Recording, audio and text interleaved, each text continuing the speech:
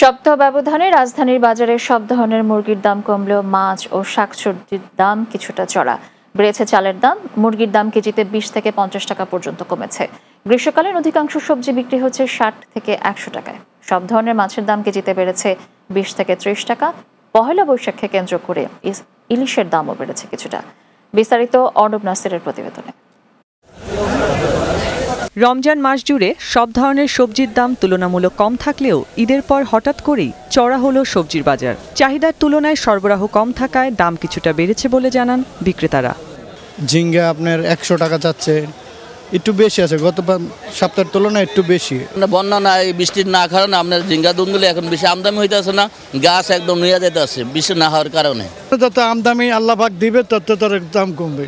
এদিকে পহেলা বৈশাখ সামনে রেখে ইলিশের দাম কিছুটা বেড়েছে। আকার ও ওজন ভেদে ইলিশের কেজি বিক্রি হচ্ছে 1 থেকে 2000 টাকা পর্যন্ত।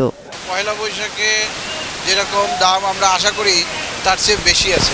1 কেজি 200-300 গ্রাম ওজনের মাছ মানে 1.5 কেজির নিচে 2000 টাকা কেজি। গ্যাসের সপ্তাহ থেকে তুলনায় মনে হয় যে 20-30 সব মাঝে বেশি, কারণ হলো মনে হয় মাছ আমদানি কম। তবে বাজারে সব ধরনের মুরগির দাম কম থাকায় স্বস্তি প্রকাশ করেছেন ক্রেতারা। ব্রয়লার মুরগি বিক্রি করতেছি 180, দেশি মুরগি 650, লাল লেয়ার মুরগি 300। সব মুরগির দাম বর্তমানে কম আছে। হয় বর্তমান বাজারটা ঠিক আছে, এটা কন্টিনিউ করতে পারলে আমাদের জন্য ভালো। বাজারে মিনিকেট চাল প্রকারভেদে 85 থেকে 100 টাকা, নাজির শাইল 88 থেকে 92 টাকা, স্বর্ণা 58 টাকা কেজি দরে বিক্রি হচ্ছে।